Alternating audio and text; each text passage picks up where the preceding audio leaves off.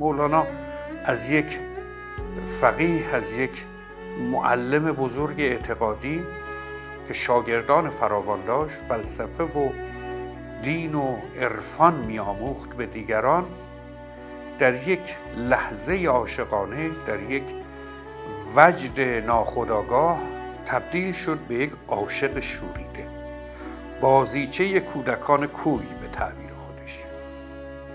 عشق مولانا رو به کمال خودش نزدیک کرد. مرده بودم زنده شدم، گریه بودم خنده شدم، دولت عشق آمد و من دولت پاینده شدم. دیده سیر است مرا، جان دلیر است مرا، زهره شیر است مرا، زهره تابنده شدم.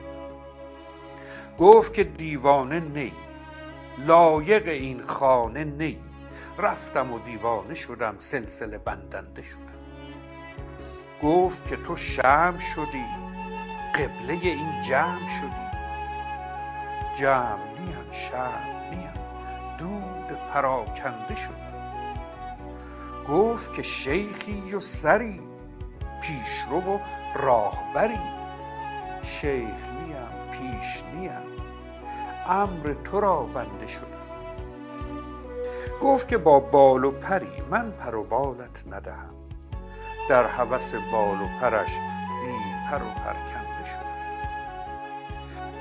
ای یار من، ای یار من، ای یار بی زنهار من، ای دلبر و دلدار من، ای محرم و غمخوار من. ای در زمین ما را قمر، ای نیم شب ما را سحر، ای در خطر ما را سپر، ای ابر شکربار من. خوش می روی در جان من، خوش می کنی درمان من، ای دین و ای ایمان من، ای بحر گوهردار من. ای شب روان را مشعله، ای بی دلان را سلسله، ای قبله هر قافله، ای قافله سالار.